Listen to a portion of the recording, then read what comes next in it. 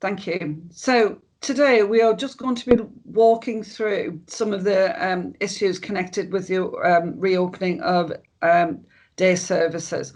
So we run from Emma, who works for the Social Care Institute for Excellence, and her and colleagues have been part of, key writers of the guidance. And then we have a number of people who are going to talk about what it's been like leading and planning for accessing for people with a learning disability to re-access day services. So we've got three people looking at that from different perspectives. And then a little bit around future planning for day opportunity models. So I'm going to start off straight away by introducing you to Emma Smale. Emma works for the Social Care Institute for Excellence, otherwise known as SCI. She's the head of research and information at SCI and developed the Delivering Face-to-Face Adult Social Care Guide together with her colleague Rebecca Luff and also colleagues from the LJ and others. Rebecca's going to join us for the Q&A later on. SCI have, as you know, issued a lot of guidance during this COVID crisis. So Emma, if I can hand over to you. Thank you very much, Hazel. Hi, welcome everybody. Good to have you here. So I'm just going to run through the guide, which I hope many of you have seen is available on SCI's website. I'm not going to go through every detail, but I'm going to go through the main practical information and some considerations for safely reopening services. Of course, please do put your questions in and we will endeavour to answer them, if not today on the webinar, further to the call. Also, we are still gathering good practice examples, so very interested to hear from you here at SCI and about any other needs or support needs you have. We are liaising with DHSE and Public Health England to continuously review and update this guide, so we do see it very much as a live piece of information. So next slide, please. So just about the guide. It is aimed at commissioners, most often local authorities. Many of you are those people, and maybe clinical commissioning groups, a much smaller group, and providers, independent, including charitable, not-for-profit providers and local authorities, and of course managers, daycare or day centre managers and voluntary coordinators. We have recognised in the guide that there will be many individuals who do purchase and commission their own services, so the guide is framed in a way that it can be accessed by those people and their carers and families. So what we're talking about here is face-to-face adult daycare provision in England only, community-based day services with and without personal care, including specialised day centre environments and those of provision in outdoor spaces. It's just worth saying that there is a vast array of different types of daycare provision covering adults with different needs of different ages.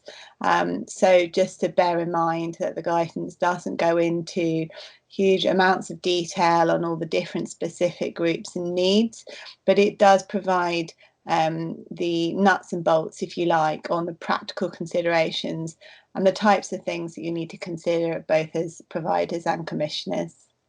Next guide, please. Slide, sorry. So I'm just going to run through some of the practical information, and I do advise you to have a look at the guide itself, because I'm just going to tell you what's in there and touch on some key points. But there are lots of links available in the guide itself which link to other pieces of government guidance which are highly relevant to reopening daycare services. I'm sure you'll appreciate there is a lot of overlap between different areas of service, including domiciliary care and care homes, and some providers will of course be running a range of different services, and you may want to have consistent approaches across your provision. So I'm just going to run through some of the nuts and bolts. So there is some general guidance here on health and safety in checking buildings. Standard checks are to be expected.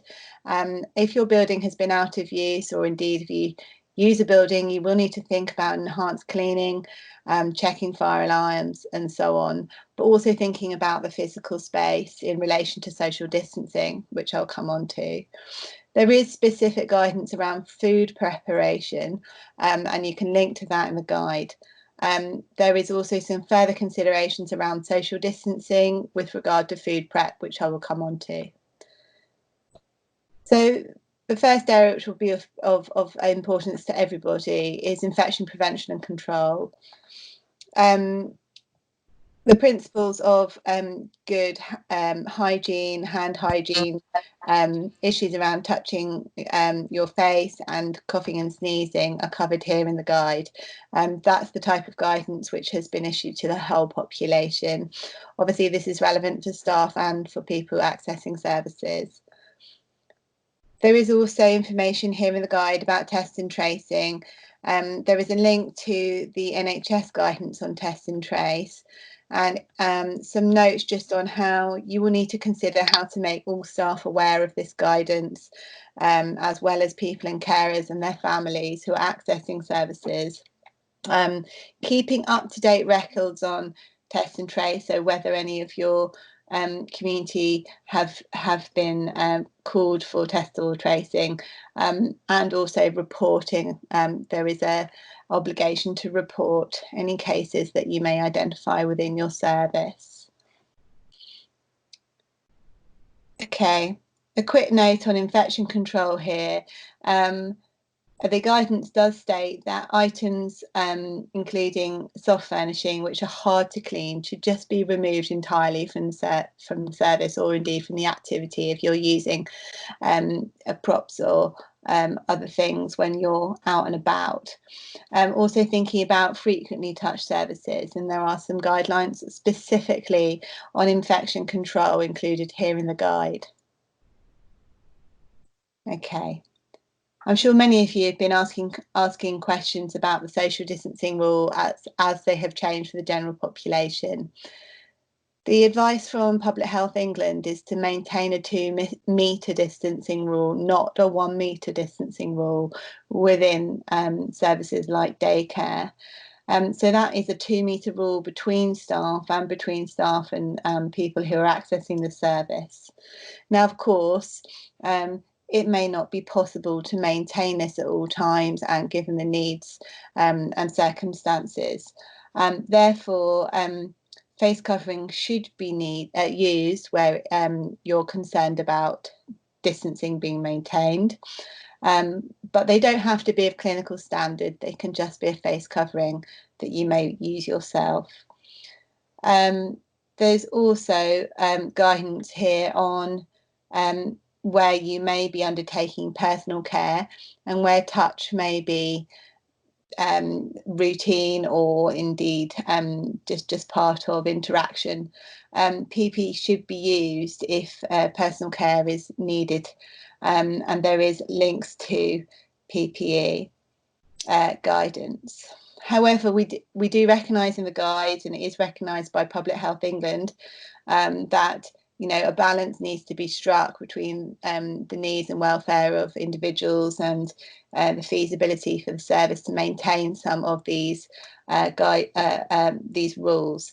Therefore, you may need to look at whether you are able to create greater space either within the physical building or within the space in which you undertake an activity, and or use of face covering and or use of PPE. So it is a case of looking at your whole activity and thinking about how you might negotiate those different things, including the numbers of people that you may have accessing a service or activity at any given time.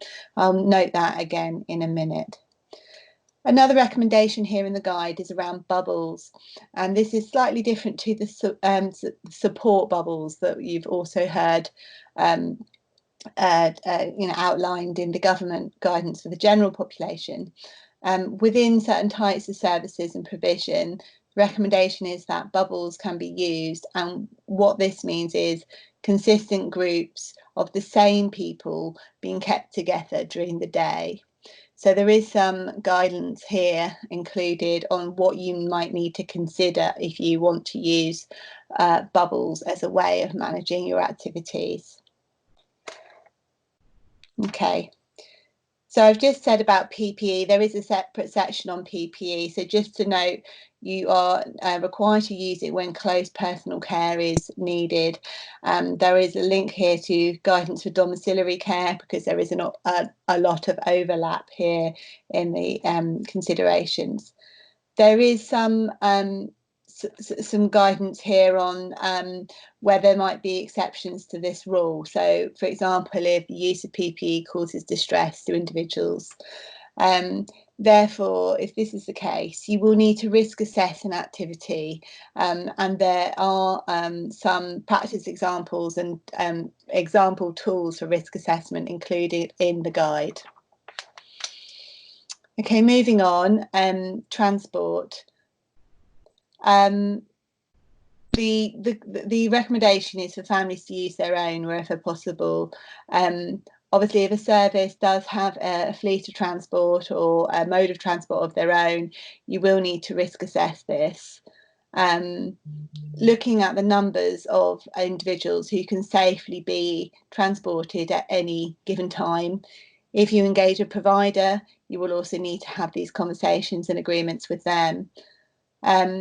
If it's not possible for individuals using the transport to wear face masks, you will need to look at lower capacity, look at things like regular cleaning and modification of the vehicles, including things like removal of seats or ensuring that passengers face away from each other when they are being transported. So there are a number of options and ideas, including there in the guidance on this, because it's obviously very relevant to lots and lots of different services. So overall, you will be needing to look at the numbers of individuals who are able to access a service or activity, and generally looking at whether you are able to reduce activity. So here in the guidance, we have included some key pointers around conversations you'll need to be having with individuals, looking at reassessing needs and preferences, whether new needs have emerged or indeed whether there have been changes that mean that you need to do things differently. Any reassessment conversation needs to be flexible in line with the Care Act 2014, and of course noting that there may be ongoing rule change from central government around continuing waves of infection. So there isn't further detail in the guide on this. There is an overview of areas to cover in individual risk assessments in the guide, and it may be useful to look at some of the example tools that are also included in the guide in a separate section. And finally, on this slide, on the practical information, you will need to consider supporting transition. So that's supporting individuals and their carers and families to return to a service. Of course, this will be different for different individuals and different services, but it is a key area of consideration. So there are some pointers on that in the guide. Okay. I'm aware I haven't really got time to look at comments whilst I'm speaking, but I will review them and come back to them if you are asking questions. So in part 2, if I could have the next slide, please.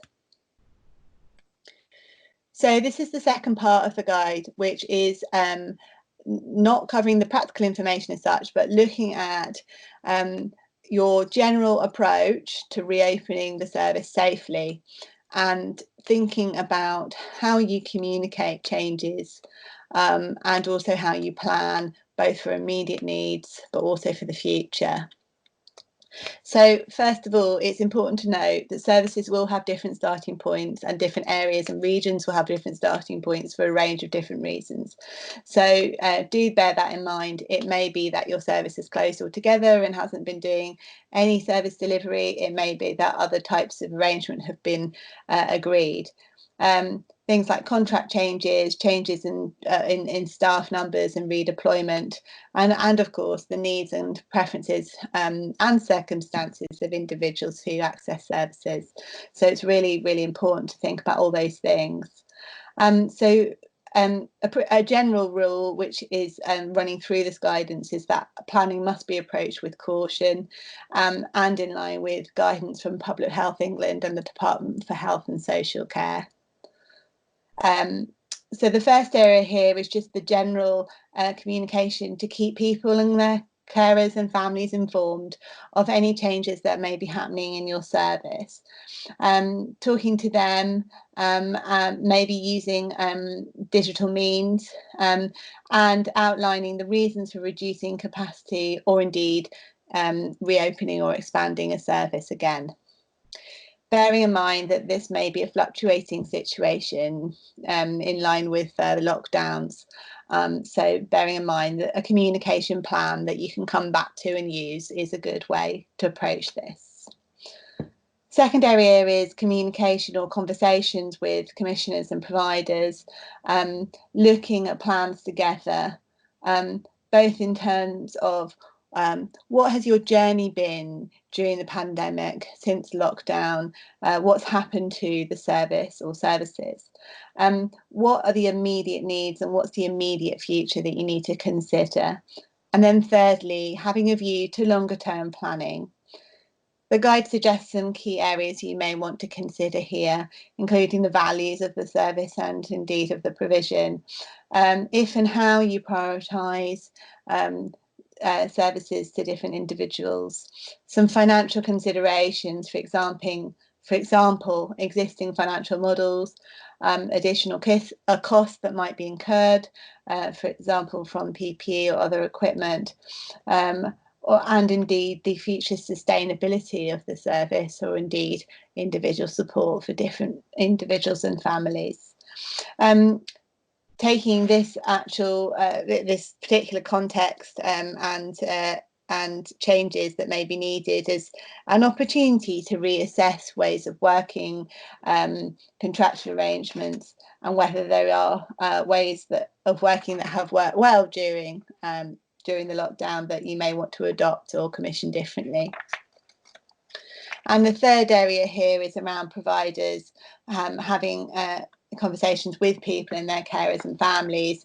As part of that conversation, again, recognising that many services are spot purchased. Person-centred and whole family conversations are essential here, thinking about the fact that multiple conversations over time may need to take place, thinking about different carers and different ages of carers. They may be younger, young adults, the amount of flexibility that may be needed around these types of conversation, but also in the context of the Mental Capacity Act. And the guide includes some specific points on this and links to further Mental Capacity Act guidance. Don't forget that there are other agencies that you work with, and you may have already considered this, but other agencies such as public facilities, landlords, transport providers and insurers, you will need to be thinking about how you communicate with them and include them in your planning. The final parts of this part of the guide are around additional considerations for staff and volunteers.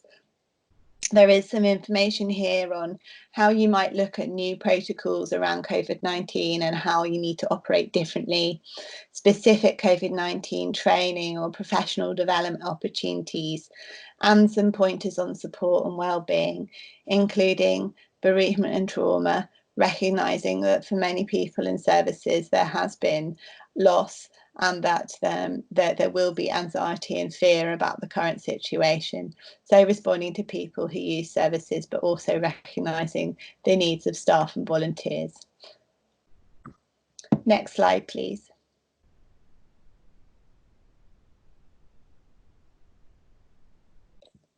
Sorry, next slide. Oh, thank you. Great, thanks very much. So the final thing, I'm not going to talk through this actually, because I'm going to leave it for you to explore this on your own, because there are lots of examples in the further presentation, but the Sky Guide does include some specific risk assessment tools and practice examples that have been provided by colleagues across the country. So you can see there in the slides what those cover. And as I said at the beginning, this is a live guide, and we will update based on your feedback and changes to government guidance or further rule changes. So we do have already some outstanding questions for Public Health England, and we are already making sure that we can gain clarity on those things. So anything you ask today where we identify there are gaps or issues, we will take that back to government on your behalf. We also want to make sure that we are continuing to build up our practice examples and opportunities for colleagues to share practice across different areas. So please do get in touch further to this webinar today, and we can certainly profile those things for you. Okay, thank you. That draws my presentation to a close. Thank you very much, Emma. That was really interesting and really helpful. There are some questions in the chat and people have been answering them, but you might want to review them and have a look through, and then we can pick them up again at the end. Thank you. So our next speaker is Alison Tidy. Alison is the Day Services Manager for people with learning disability and autism in Torbay and in the Southern Devon NHS Trust. Alison has been managing day services in the southwest for people with a learning disability and autistic people for over 15 years. Currently, she manages Holcombe Day Services in Torbay, which sits within the local health trust, unusually, and supports 45 people with profound and complex needs. Thank you, Alison. Hi, morning everyone. So due to coronavirus, from the 17th of March, we supported only 2 people within the centre. Others we supported in the community. Some people chose to completely isolate. We were making, sorry, next slide. Thank you. So we were making daily welfare calls, and as time progressed, people in isolation, we were picking up some key issues. There was an increase in anxiety and distress behaviours, in some cases resulting in medication or an increase in medication being prescribed. A deterioration of physical health. Some people's physio equipment's quite large, so may walkers, standing frames, and there wasn't room within the family home for that equipment or for it to be used. And some families struggled with supporting people with their daily physio routines. We were hearing that people were becoming institutionalised, they didn't want to go outside of the home. New routines were being developed within the home, and that was making life quite difficult for families. For some people, we were able to support by picking them up, taking them out for the day, supporting, but for some people, due to their level of understanding and anxiety, also the lack of community facilities being open or not being open, we knew that we needed to open Holcombe. Next slide, please.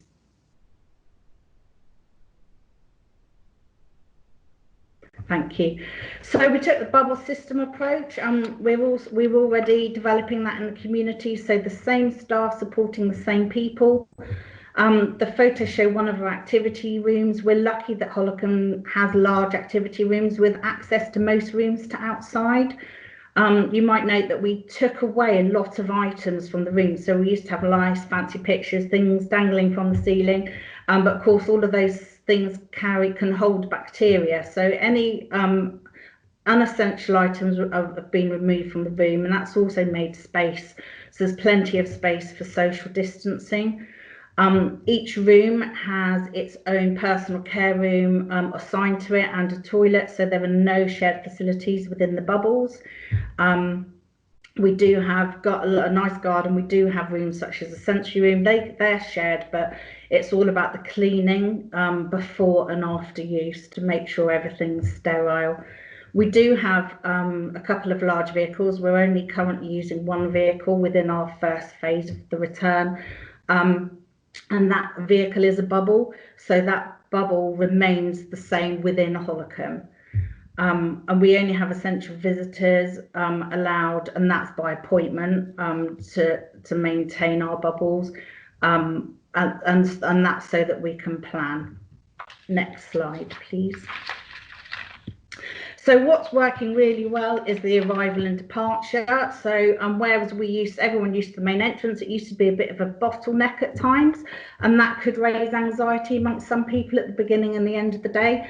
So now staff working in the bubble with the person will come and collect them from the car park. That stops taxi drivers and parents and carers coming into the building as well. And it's just really a much more chilled, nicer way of beginning and ending the day. So that's something that we're definitely going to keep. Community bubbles are working really well. The staff are out supporting people there, getting those stronger relationships with people, with parents and carers. They're learning about the person from a different perspective because it's a different environment. Also building confidence with people. There are some parents that are really quite scared about letting their loved one out. So the staff member can work with them and building confidence to just take that person just for a short walk to get some fresh air. So that's going great. There's been a real significant decrease in anxiety and distress behaviours, which is what we wanted to see. And wearing PPE, I thought at the beginning would actually be a challenge, but it hasn't been. So we don't wear PPE all the time. Only when we're close proximity of people, so supporting with eating and drinking, and personal care, and that goes for the person we're supporting as well. So if we know somebody coughs when they're lying down, to have personal care, we're just doing some desensitization work, getting them to wear a mask as well, maybe to start off with over the mouth, and then a couple of days later to move up to the nose, and that's been working really well. Next slide, please. So we're 2 weeks in, so it's early days. It's a completely new way of working, obviously. What we're finding is it's not easy. It's not easy for the staff. They're describing it as feeling quite intense, being in the same room with the same people all the time. And the guys that come and have a service are feeling that too. They're used to having the independence of the building, going where they like. And a lot of our people are non-verbal, so they get that stimulation and that communication from people as they're moving around. They might go down the corridor and see a couple of members of staff who are going to engage with them. So people are missing out on that. So we're trying to combat that by somebody might come out of their bubble and go round and knock on the window of another bubble, say hello, get that communication and that stimulation, using our gardens, going out for walks, breaking up the day, and that really seems to be helping. To start off with, we thought we'd have a runner. So if the bubbles didn't have the equipment they needed, there would be someone in the day to be able to, obviously with cleaning and wearing PPE, could go and get that item for the room. But we discovered very quickly that actually we could get a lot more organised than that. So at the end of the day now, when people have gone home, in turn, each bubble can come out, get the equipment they need from the building and plan the day much better for the next day. That's also a time that contractors can come in. So for your water hygiene, your fire alarm testing, because there's hardly anyone left in the building then. They wear full PPE, but we know that when they're gone overnight, the cleaning contractors, we do our own cleaning throughout the day and at the end of the day, but the cleaning contractor comes in overnight, so we know that we're fresh and ready and sterile for the next day. Providing activities to meet varied interests of the bubbles being a challenge. People are used to having their timetable, so they'd move around the building, they'd go to their activity with a shared interest of people. We can't do that now. So we do have a bubble where there's a couple of people that love, we've got the smart board, put the music on, get the instruments out, but there's somebody else in that bubble that really struggles with that. So just looking at how, obviously that person can go and use the sensory room. If it's a nice day, go out for a walk while the others can enjoy those activities. But we've had to reduce our activities. We obviously do a lot of sensory work. So bag books we use, and so we can't any longer use those items. We can, but they can't be shared and felt. So we're just looking at different ways of working around that. We have staff that's skilled in a particular area. So going back to music, we have a member of staff who's a fantastic pianist, does some really good music groups. He's in a bubble. So he can't be shared. One way of doing that, and we haven't tried it yet, but we're going to, is to have some video link ups in the rooms, which we think will help with stimulation and communication as well. But I'd say we haven't tried that one, but we are certainly going to. And of course, the biggest challenge is preventing the bubbles from bursting. So people have pre-established routines. Prior to the centre closing, so they've come back expecting that routine. So we have a gentleman who has autism, and he came back knowing what room, his timetable, and what room he was going to for what activity. But actually, routines can be changed, but with a bit of time and with his support from his one-to-one, that's okay. We managed to work with him around that. He does go into another bubble, although that's getting less.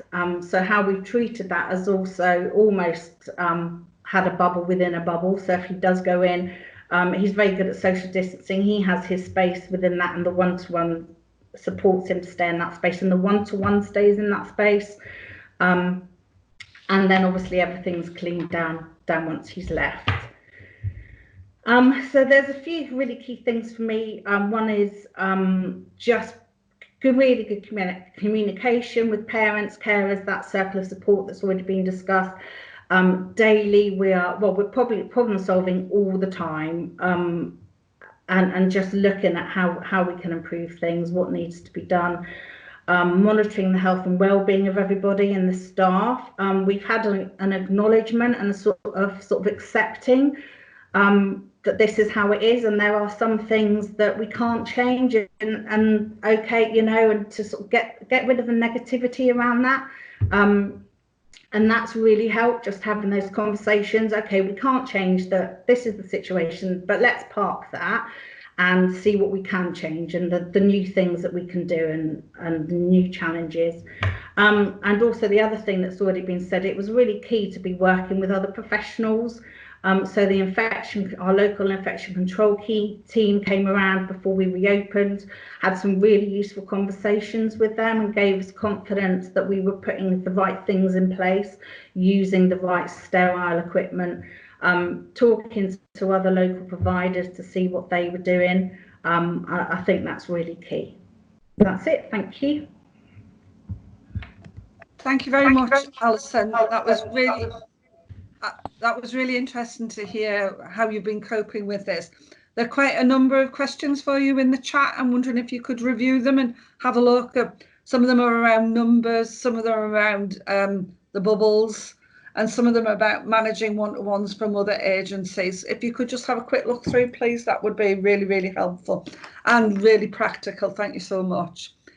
Okay. So our next speaker is Emily Wheeler. Emily is the works for Cambridgeshire County Council, and she is head of provider services there around learning disabilities and autism. So if I could hand it over to you, thank you. Thank you. Thanks. Good morning, everybody. So I'm going to really focus on staffing and how we've managed and supported staffing, all of our staff teams throughout this process. I'm going to briefly go through what we did pre-lockdown, how we've supported staff during lockdown, and then what we've actually been doing for the last sort of 2 to 3 weeks in actually supporting staff to come back to our services. Excuse me. So pre-lockdown, we started by asking staff to fill out a confidential form.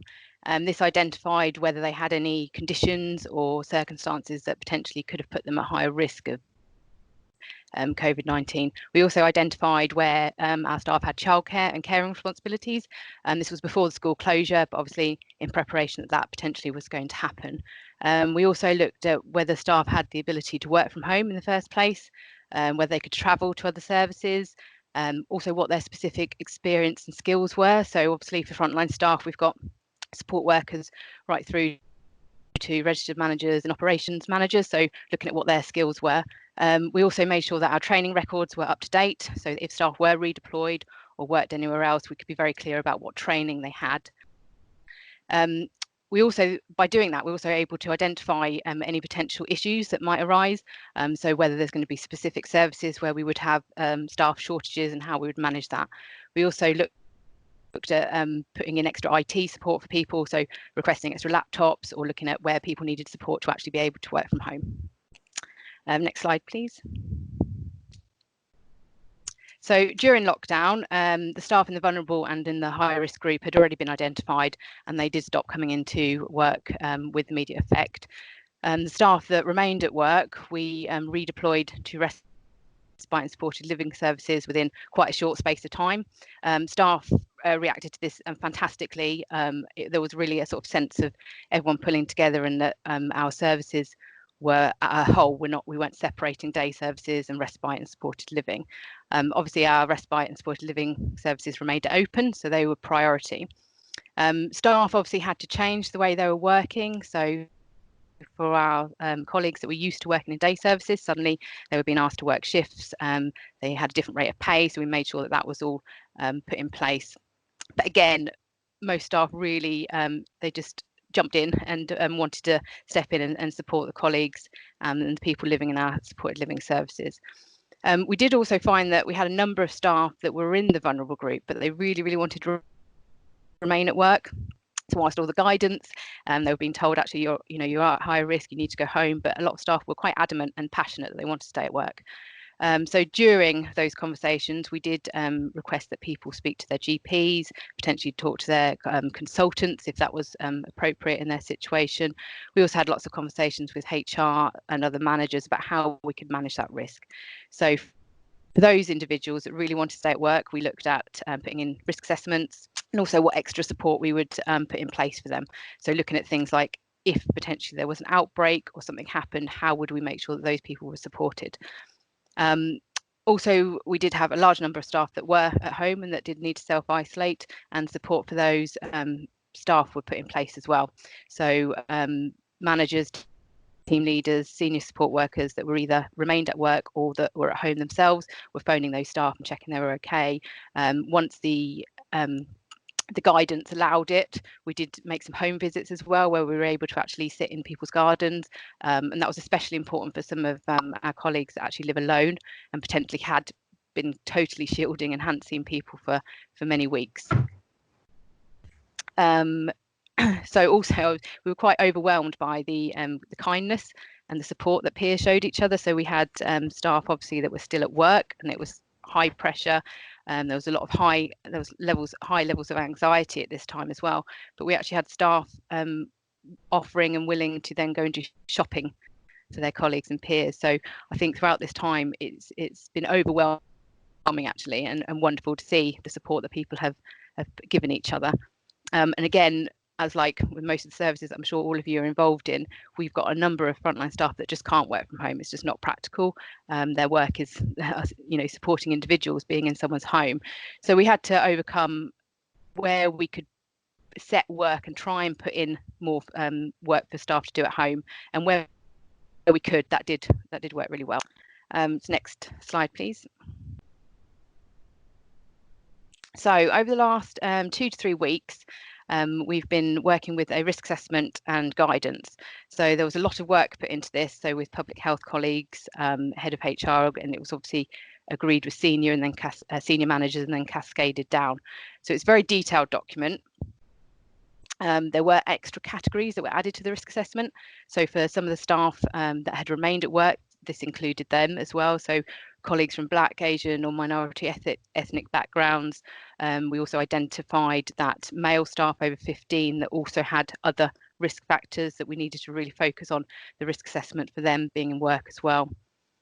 So guidance and advice has been available from our public health colleagues, which has been fantastic.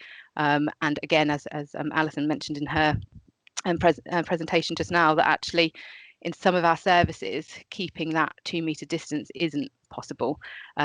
Certainly within our supported living and respite units over the last 4 months, that's evident. So staff are used to wearing PPE, staff are used to the control measures, and over the months, staff have got more and more comfortable with this. So actually for us to now bring staff back into our services, it's fantastic that we've already got colleagues that can talk staff through this and actually explain, yes, the idea of wearing a mask for an 8-hour shift or, even a 4-hour period is quite daunting at first. But actually, the staff that have remained at work have been able to discuss this with staff coming back, explain what their experience is, and which has really reassured staff. One of the key things, the majority of staff that we've completed risk assessments, so far we've done around 65 over the last 2 to 3 weeks, and the majority of staff have been absolutely dying to come back to work, desperate to get back to work. For some staff, they've been out of work for 4 months. It's a long period of time. And again, for some staff, they've been shielding themselves. They haven't necessarily had many social interactions. So it's it's an emotional journey for them as well. So it's not just considering actually the physical risks to them, but it's actually about how they are going to feel coming back into the workplace. So again, each risk assessment has been done individually with that person. Their manager has contacted them directly. That manager's had constant contact with them over the 4 months, so actually having those conversations has been quite easy. It feels that the managers feel quite confident in having those conversations, actually asking staff to be honest and open about how they feel about any potential conditions or risk factors that they feel they have, and just being really honest. Staff again has responded really well to that. Even the staff that have remained in work have been they felt really sort of supported, actually, now this risk assessment is in place and these extra risks are being identified. We've also supported where staff have been quite anxious, because naturally we do have several members of staff that have got high levels of anxiety about returning. And again, as I said, they've been out of work for quite a long period of time. So we've arranged, so in our day services where we haven't opened yet, we've arranged for quiet times for that staff member to actually come in, have a look around the service, look at what controls we've put in place, looking at the signage. We've had extra infection control and PPE training throughout this period. So actually it's been really important for those staff coming back that they have that time to sit and go through that training and make sure they're up to date with it. For some staff that aren't necessarily confident with IT, that actually they've come and sat with a senior member, a manager or a team leader to actually go through that and make sure they're confident. Again, in our accommodation services and respite services, we've been able to offer some shadow shifting. So staff that come back actually just to do a shadow shift, just to get used to it, just to see what is actually happening. And by staff coming back into the building and seeing those control measures and actually talking to staff, that again, that's really reassured people. And as I said, the majority of staff are really positive. So I mean, the biggest challenge for us at the moment is we did have quite a large number of staff redeployed into supported living and respite. So obviously they are those services are priority at the moment because they're 24-hour 7-day-a-week services. So how we slowly start bringing staff back and then move them into day services, again ensuring that supported living and respite is fully staffed as well. So I think we're quite early on in our journey of actually reopening day services. Some of our day services are supporting maybe 5 or 6 people, and that's compared to sort of the 45, 50 we were. And again, that isn't all in one day. So we're fortunate that we can start to increase our staffing levels and get them back in quite a slow, controlled way, in line with obviously making sure that we're following all the guidance around day services as well. So yeah, I think that was it from me. So if there's any questions, I'll either catch up on the chat or yeah, we'll answer those. Thank you.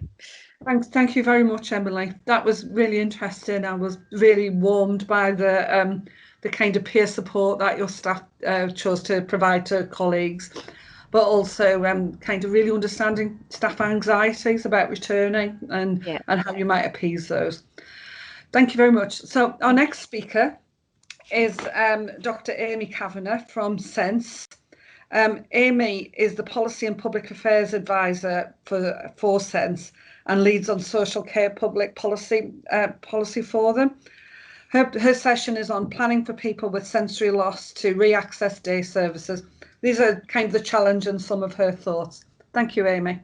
Hi, everyone. Just checking you can hear me okay. Yeah. Great. Can I have the next slide, please? So Sense, you might not know us. I think my own mother still thinks I work for Scope. So I was just going to give you a little bit of information about us. We're a national organisation and provider, and we support people with complex disabilities, including those who are deaf-blind. We directly support 2,100 adults in our social care services. Our services more broadly include residential, supported living, day centres, one-to-one support in the community. We also provide for adults, children and young people short breaks, education, arts, sports and wellbeing activities. Next slide, please. So some of the main challenges we have had and continue to have during COVID in delivering supporting our community and day services. Of course, there were the immediate and practical barriers. Lockdown meant that our community-based services, including our day centres, were closed, with some only gradually reopening now. Many of the families that we support have been shielding, and so are only now going to be able to come and access services again. Social distancing is incredibly difficult for a lot of the people we support who have sensory impairments, learning difficulties and or autism. A lot of the people sent supports, especially in our day and community services, rely on tactile communication. So that's either hands-on British Sign Language, tactile cues. For example, somebody might tap their side or tap the side of a support worker to indicate they wish to have personal care, and also objects of reference. A lot of the people sent supports require full personal care support, mobility support, communication support, medical support, including gastro and trachea. So that means that the 2 metres or even 1 metre just simply isn't safe or feasible for a lot of our services. We've also had some real challenges around PPE and face masks, presenting a barrier to communication for our deaf staff, but also for the people that we support, many who rely on lip reading or facial expressions to communicate. We are still waiting for more clarification and guidance around the uses of PPE and specifically clear face masks and visors, because in social care settings, as the guidance says, we can risk assess at the moment, but we would like to see a little bit more clarity about where face shielding and visors can be used safely. And we are hoping for some more information on this shortly, but I know this will apply across a lot of the settings we're talking about today.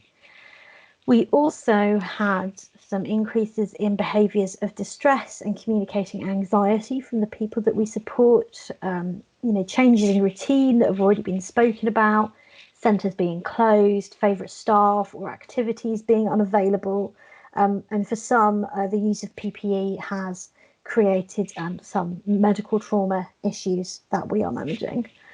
So next slide, please. Can I have the next slide, please? Okay. So the wider challenges from a sort of government perspective. Communication has been a real challenge because a lot of the people we support and their families have found the guidance confusing and inaccessible, particularly about shielding policies. Families are very confused and unsure if they're allowed to come back to services. We have also had some challenges with local authorities who have been reluctant to sign off risk assessments or support some of the alternative deliveries of services that we would like to provide. However, we believe that the new guidance is going to really help that, and then we'll be able to sort of overcome those concerns and work together to find the best possible solutions. We do have future long-term concerns as a provider and for the sector more generally, where services haven't been able to open. Without retainers, we're worried that especially specialist services like SENSE may not be able to return. And it's really important, therefore, that the government recognises the additional costs for service providers in returning to providing that direct face-to-face support, and the extra costs of staffing ratios appropriately, PPE, transport, and more community-based activities where numbers are limited in day centres. So that's the next slide, please. Okay, so some of the solutions that we've come up with, mainly the theme that's emerged for us is around transition. And the approaches in our services are really based on phased risk assessed returns. We work closely with families to co-produce the next steps and what we're able to offer. And that is about creating the gradual journey to returning to a service. A lot of the people we support in our residential settings also have used and do use our daycare centres. And what has been really positive has been during lockdown, a lot of the people we support in supported living and residential, we've seen a real increase in their independent living skills, activities like gardening, supporting relationships, and general at-home well-being, including things like, you know, cleaning and cooking. So that's been a real positive, and it's been something we'll definitely take forwards. I think that it's really great to have everyone out and about all day doing activities, but some of the people we support have really enjoyed the time at home, kind of developing these skills. So our phased risk assessed returns are based on a reopening services plan. We have local operating procedures that are developed by each centre or service.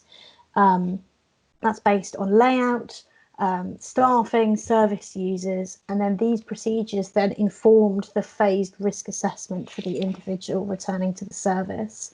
We have building checklists, we have specific risk assessment processes for anyone clinically vulnerable, we have ventilation and hygiene infection control procedures and training. One of the solutions that we are currently using is a timetabled use of the day centre. So we have a large centre in Birmingham called Touch-Based Pairs, and it has a cafe. And so whilst restaurants and cafes have been closed, staff have opened the cafe, and using bubbles, people have come in and been able to do cafe-based kind of skills and do a little bit of volunteering with each other in their bubbles and support each other. So that's been really a nice positive way to kind of think inventively about the spaces that we have. We're doing a lot more one-to-one support in the community where capacity isn't available in the day centre. So we supported people to go on their daily walk or doing an outdoor activity, visiting a garden or going into a park. And that's been very positive for well-being as well. One new service we've created is a virtual buddying service. So we had an existing buddying scheme in London for young people with complex needs. And what we have done is expanded a volunteer offer to have video calls and phone calls for people who can't currently access those social community spaces, and now they have an online buddy who is a volunteer who receives all the appropriate training, and it's been a really positive outcome of using exactly this kind of software. So that's been really positive. Next slide, please. So I'm just going to share an example of an individual and how we have supported them to return.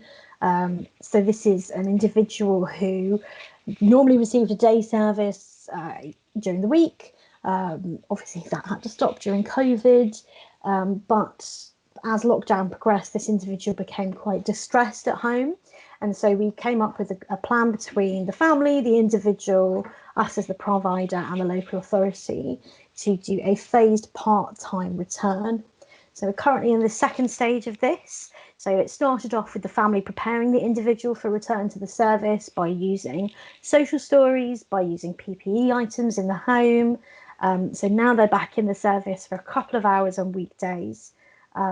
All staff have received infection control training. The individual uses rooms on a timetabled basis.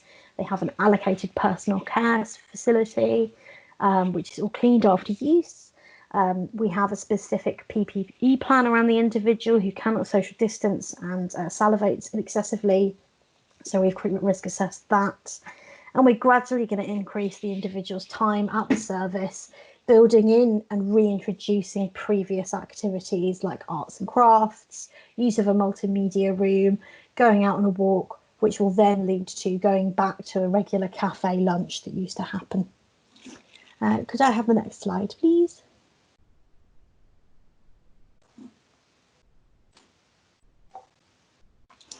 So what does the future look like? Well, we're continuing to develop these new innovative remote models of support that we found really beneficial. So, for example, the online support and funding equipment and resources for people at home. So we prepared a lot of sensory boxes to send home to families with the kind of equipment and sensory diet stimulation that a lot of families didn't have or couldn't afford. So we are going to roll those out more widely so that even when our service is fully resume, people have those kind of resources at home to continue sensory diets. We are really focused on tackling loneliness and social isolation, especially amongst disabled young adults. Our concern is that there is a cohort of individuals who may not have formal access necessarily to social care support, but would have had indirect services through maybe Saturday clubs or a drama group or something like that that isn't part of a package, but might be, ebbing away even after lockdown eases. So it's really important that we focus on social isolation, keeping people connected, and those opportunities for arts and well-being. The remaining significant challenge we have is finding a safe way to deliver our communicator guide service in the community. This is a one-to-one support service for deafblind adults, mainly older people, and would normally involve a support worker taking someone to the supermarket, taking them to a yoga class, going for a cup of tea at a garden centre. And it relies on tactile communication and sighted guiding one-to-one in the community. And that is a real challenge to find ways to be able to safely deliver that. And we're still kind of having conversations with local authorities about how we risk assess that and return that service to full capacity. And finally, a really important point for us is supporting family carers who've not had access to support services during the pandemic, and specifically have not had access to respite. So we're continuing to try to have conversations with government around what respite will look like and how it can open and how some of our services can open in the future. So thank you very much. Thank you very much, Amy. That was really interesting, setting out what the challenges are and how you're trying to resolve them. I'm just really mindful of time, and it is 11:30. So our next speaker is Madeline Cooper-Uweke, who works for the National Development Team for Inclusion, that's NDTI, and she's going to be talking about future planning for day ops models. She leads the NDTI's programme of work around learning disabilities. She has a background in leading day services with a particular interest in developing community inclusion for groups and people who are excluded, and that includes people with a learning disability, dementia and mental health. So over to you, Madeline. Hi there, thanks for the intro, Hazel. So just briefly, our role, NDTI's role, is to support change and development. We do this around the country, around the UK, in fact. And the big focus is on that word inclusion. So it's about helping and making sure that people who are often excluded from society can be part of it. So we work often with day services or with social workers, other kind of parts of the system and community groups to see what do we need to do to make sure that people can be part of things, people can be included. So during lockdown, during COVID, we decided to host a number of drop-ins from people that we'd been connected with that ran day services, just to understand a bit about what they were doing, what were they learning, could they offer peer support to one another if they were trying things. And there appeared to be quite an appetite to use the opportunity, that bit of a thinking space that's happened, where some of them have, thinking space where it's been possible, but a lot of people having to stop delivering what they'd been doing before. And thinking about bringing things back, thinking, well, is this an opportunity to go back to doing things a bit differently? And in fact, some of the things that Amy was just talking about, using the opportunity to build on what we've learned and tried, as well as thinking, some of the organisations we were speaking to were already thinking about transformation. I thought, well, maybe this is a sort of an opportunity. How can we capitalise on what's been going on? Next slide, please. So I suppose one of the things that we've done this before with people before lockdown, but also during those conversations, thinking about reflecting on the purpose of day opportunities. What are we here for? What's our role as running day services, day opportunities, respite, and thinking about that in relation to a number of the different groups that we connect with. So first and foremost, obviously, the people that are being supported. What are we there for in relation to them? What's our role for families? Often, we've heard people talk about having those conversations with families. What do you need? What is your support that you get from the fact that the person in your family uses our day service?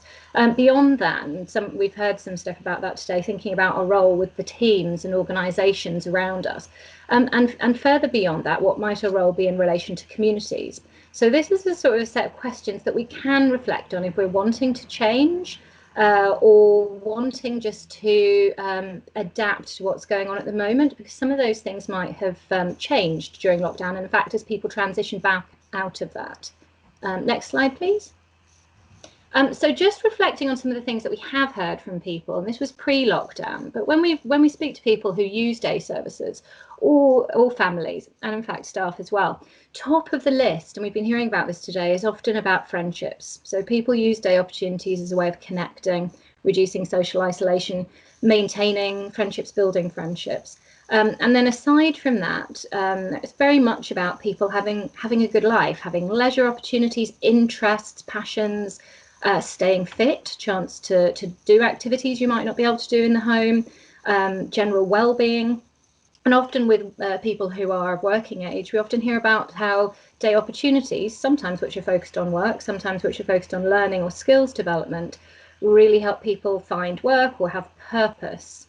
And then, of course, the sort of reflecting that not everybody, some people have families, but often some people don't. But where people do have families, there is what the person is doing during those days or is supported to do, and when they are and how, has a knock-on effect. It can be positive, can be more complicated on the family around them, and that the conversations that we have when we're finding out what's important need to reflect the kind of the needs and the situations that the person lives in and their family around them.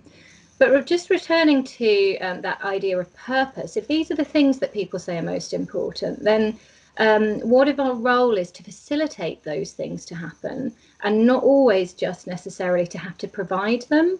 I think we often find that people working in day services feel if someone has it, we've explored and understood what their interests are, maybe it's our role and we have to create that thing there. Let's say there's an interest. We've had conversations in the meeting chat around choirs. Do we need to run a choir in a singing session? Or in fact, is it our role to help people connect with perhaps a virtual choir that's been going on, or a local choir in their community?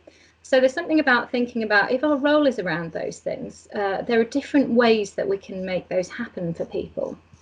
Next slide, please.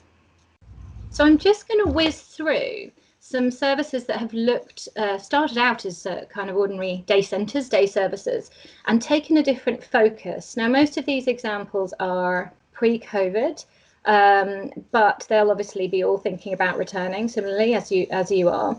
And it's just interesting to see how people have focused on different parts of the things that matters. So Connect and Do is a service in Lambeth, which was a day service, a day centre for people with mental health issues. And they decided to reflect on what people that used the service really wanted to do. A lot of them were in recovery and had been through difficult situations, difficult mental health situations.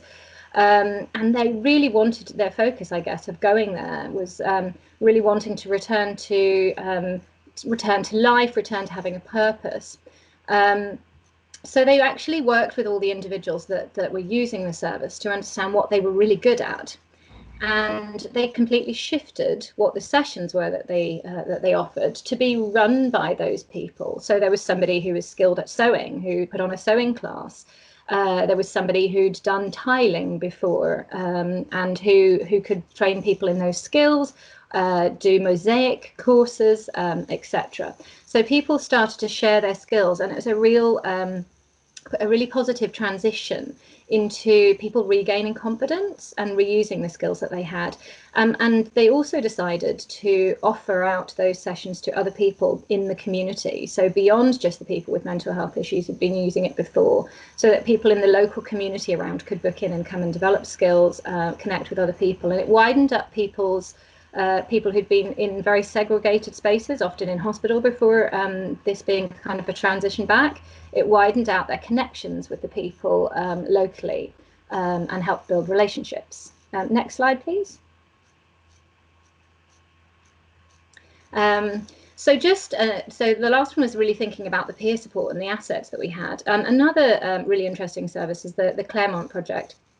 Again, that was an older people's day service. And they decided that actually what people were most using the service for was about those social connections, but also well-being. So a lot of people were quite socially isolated that had been coming to the service, but were very, very keen on maintaining well-being in later life. So Claremont project focused on the relationships, thinking about relationship-centered therapy, and the fact that that's all based on everyone mattering and everyone valuing one another. But built a model where what is on offer there is facilitated by specialists and teachers, but it's all with a well-being focused. So there are flamenco classes with flamenco teachers. You can see there a picture of somebody doing a fashion walk. They call it a fashion show because some of the people there were interested in learning about making things. And they shifted the model for all the people that use the services to be members, balancing out that what's often quite a carer and beneficiary role, so that everybody was almost the power shift between the staff and the people that used the service was much more equal. Older people were there as members, could suggest activities they wanted to do, and bring in, or some of them would run them, but some of them would bring in teachers and so on, based on what they wanted to do. And the well-being and the confidence in people really grew. And they developed a model called Flourishing Lives, which other day services can kind of follow to take their path. Next slide, please. A number of services that I'm aware of that have or been connected to have focused on how do we contribute to our local community. So in Bournemouth, a service that was providing support for people with dementia and people with learning disabilities who used the same building but operated on different floors, just wanted to see what they could do to help people connect and widen their opportunity for relationships with different people and different contacts, and open the doors to their local community initially to be much more of a drop-in space. If you needed physio, they connected with the local health service. And physio or wanting to drop in and speak to a social worker. And what they then did is, as more people were coming in the door, they started asking people from the local community, what is it that you would love to do? What could we offer? They were in quite an area where there weren't a number of community venues. And a lot of people from the local area said, oh, actually, what I really want is to learn to cook. Or I really need a space to come together with other mums and children in our area. And they developed a timetable based on all the things that were being asked for by the local community, which then the people that used the service could be part of as well. And so not only did they build opportunities for people locally, but they broadened out the people that were coming in the doors and connecting with people, and so on. In another day service for people with learning disabilities have been doing cookery sessions. This is in Portsmouth, and they've been creating fabulous food and could make quite a lot of it.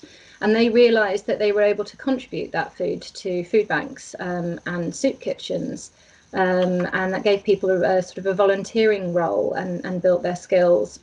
And finally, I've got an example here from a place in Twickenham who literally went out to the community and said, what do you want from us? And there are a number of things, including help with running local community fairs, but also people wanting to join things that the centre was offering, like karate classes, yoga classes, and so on. Now that service in particular has done an awful lot of putting all that timetable online during COVID. They have continued to have online yoga, online seated exercise that's been available to people with learning disabilities that use the service. But because it's virtual, they've also been able to open it up to a wider group.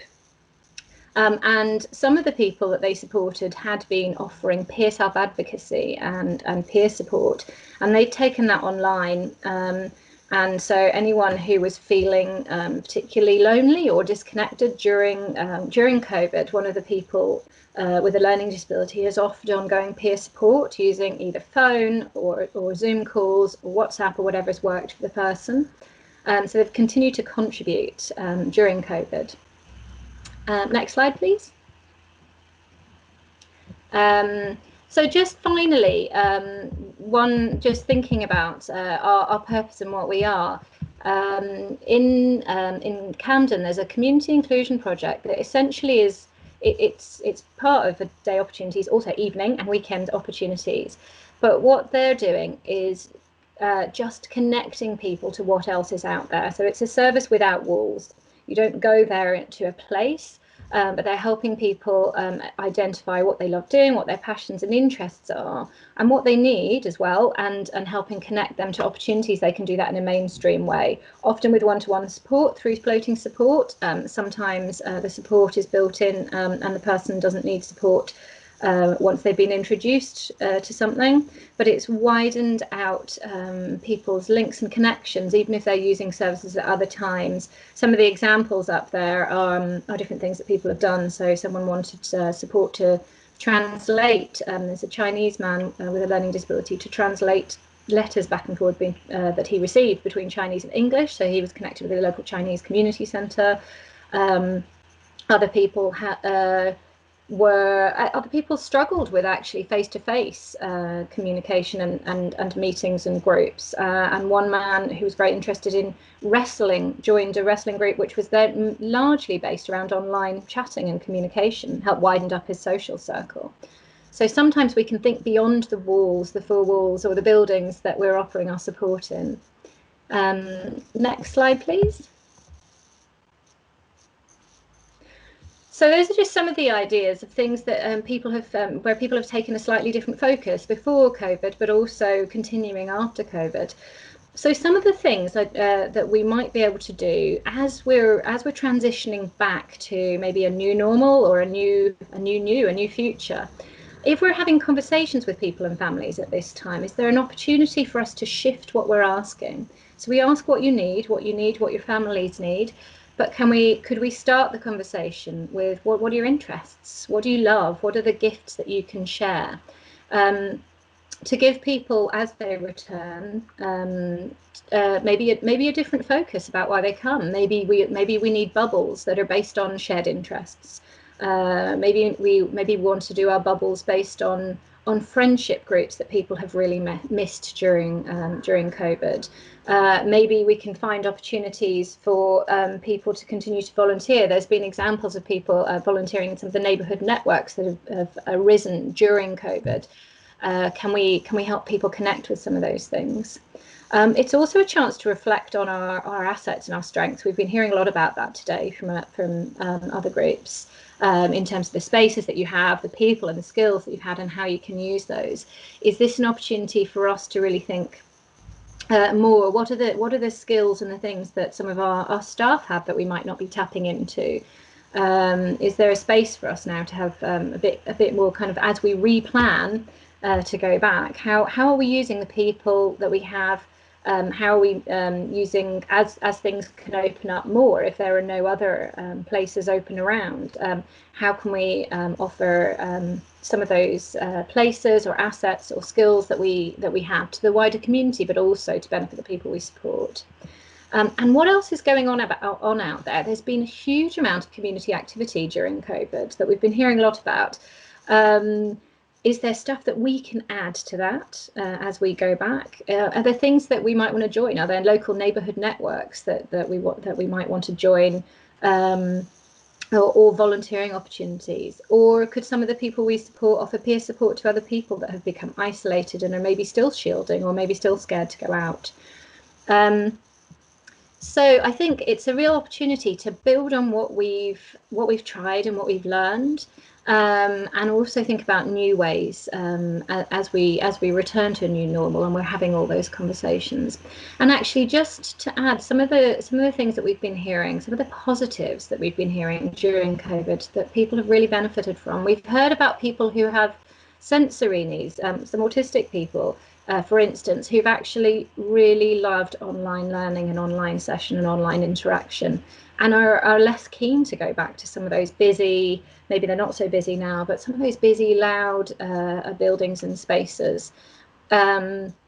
We've heard about how some people have been able to, even more able to contribute to communities or groups because, for instance, self-advocacy groups or self-advocates have been able to connect across the country. Because if you're using Zoom or Teams, you can connect beyond localities. We've heard about how some of the organisations where they've put timetables online, so opened up yoga classes and so on, virtual day opportunities that have been going on. Families have been joining in, so there's something about keeping going, perhaps a blended approach to what we've been doing. And so one service that we were talking to recently are looking at. Excuse me, Madam. One more minute, because we're running. Yes, that's it. I'm done. I'm about to be. That was my last sentence. So we're looking at a blended line offer where they have online, out and about, one-to-one, and also some services offered within a building. So we're spreading people out.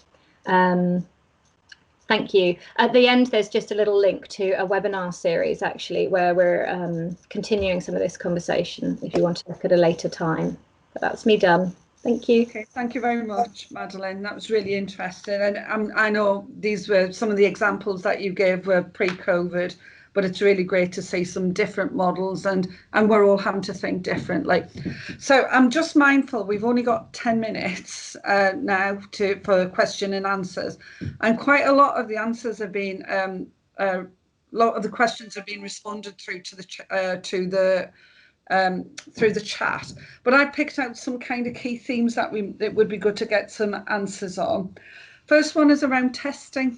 I'm wondering if Emma or Rebecca could just talk a little bit about testing for both residents, for both service users and staff within day centres.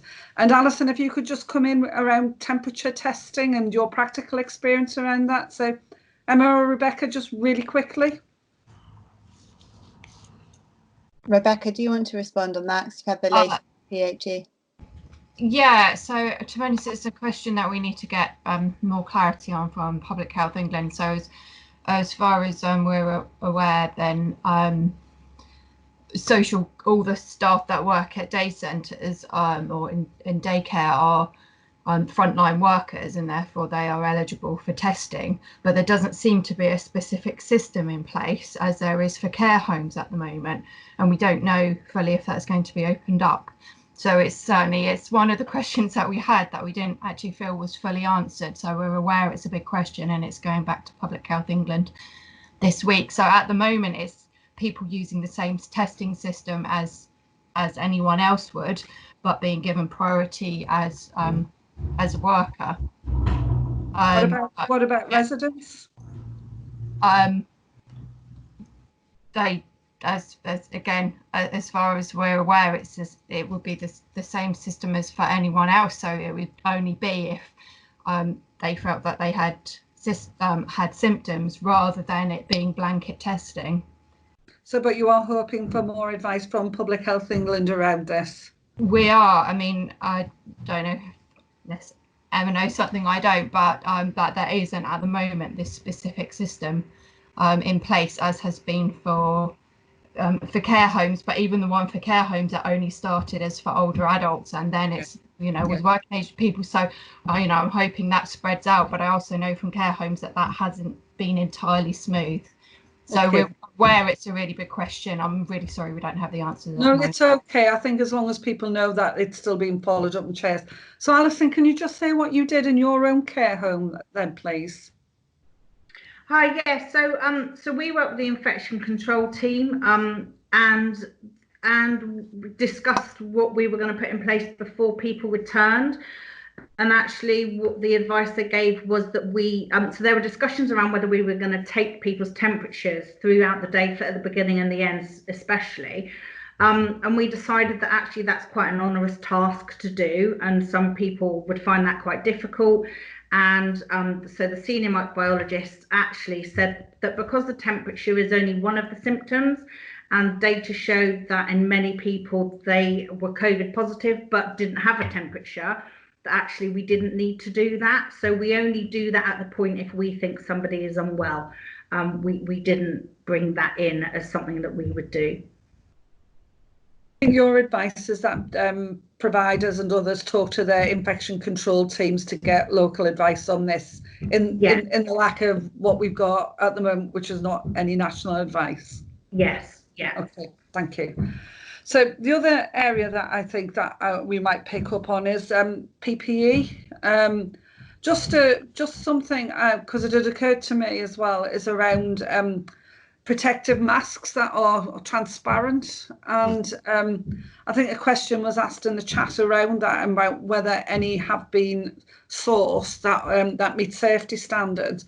And I don't know, Kath Gibbons, are you still on the call? Maybe not, but a colleague of mine in the Northwest from Bolton, they have, I know I was on a call last week, and they have sourced. Kath, are you there? Yeah. Do you want to just talk a little bit about that? Sorry, we can't hear you. If we can get the information from Kath, I know that in Bolton, they've been able to manage to source some safety, masks that are transparent, that meet the safety requirements. So we'll find out more about it and get back to you all on that. I think that's quite an important thing, especially for some of the issues that Amy was talking about as well. Just another quick kind of area that I picked up around was around the bubbles and other attenders and day services, which I think Alison has answered in the chat, which kind of says, you have to sign in, you have to plan for when people are coming, people sign in and out, you look at protocols, your protocols, what their protocols are as well. But there was two specific questions I thought would be interesting to explore. One was around those people who live in shared lives and maybe attending day services. Any advice for them? So again, maybe Rebecca or Amy or Alison to that one. And actually those people who may attend more than one day service with a different provider. So there was just a kind of question around that, really. So could we start off with Rebecca? Yeah, hi. So certainly on sharing services with different providers, this is where in the guidance we talk about different levels of risk assessment. And so somebody's individual risk assessment should be picking that up, and the conversation that they have with the carers, family members, as to how everyone has responsibility around managing risks as well. I think if you're in a bubble in one care service and then in one in another, then you're not really in a bubble, are you? That's opened up. So ideally, it would be trying to limit to only using one bubble, particularly if that person, for example, wasn't great at social distancing. So we haven't written something specifically in our guidance around that, but I think it would be straightforward enough just to double check and add in a couple of sentences on that for sure. Around shared lives, again, I think it's an area we had flagged up when we were writing the guidance, and we haven't got full clarity on at the moment. So other people might be able to speak better to that. Okay, Alison, your thoughts on people attending more than one day service and potentially your advice for people who are living in shared lives? So currently, because we're at a minimum of people that have returned, we don't have anybody else that is sharing services at the moment. And what we found is people are making the decision only to attend one. And I think if that became an issue, I would need to most definitely have a conversation with that other provider, see what protocols they'd put in place. And it would burst that bubble. And actually, if that person was going to be in a much bigger bubble, then we'd have to have a conversation about whether we were able to meet the needs of that person here, or whether we could maybe support them in the community. So we didn't, so to minimise that risk of spreading the infection within the service. We do have a couple of people that live in shared lives, but we know from talking to the provider that they are in a very small bubble within where they live. So one person lives with one other person, and they are supported by the same team. So it's all about that risk, and because it's such a small bubble, that's we sort of weighed up that risk, and that person is attending the service. Okay, thank you. That's really helpful. There are other questions in there which I promise we will pick up and send the chat out to put the answers to the chat for that, because we don't really have time. I suppose I had one final question that had come up a couple of times, but also just thinking about a future world. Amy, I wonder if you would talk a little bit about IT and what you in terms of thinking about IT. People have talked about virtual choirs, about linking up to people, and your presentation some of that was very solution based around that. Could you just talk to us a little bit more about the IT that you've used? So we're using it for both children, young people and adults. We have a young people's group, they're called the Get Out There group, mainly young people with complex disabilities and sensory impairments, and they now run their own online groups, their online Zoom calls. They've had a show me your pet session, they do art club, quizzes. We're also using that model for a siblings group. And they're all, the feedback we've had from the young people has been really positive about that. And it's given them some real kind of similar agency over them choosing activities that they would have in the community where they go out on day trips and things. For adults, we've realised that it's a great way to connect people in our services. So, for example, sign language users, we support and safely facilitate like a FaceTime chat where people can sign with each other and keep in contact. But we found that the blended approach that Madeline was talking about is best, that this is something that supports other activities, as it will not meet all needs, and also it is inaccessible to some of the people we support who are deafblind and therefore may not be able to access an online Zoom call.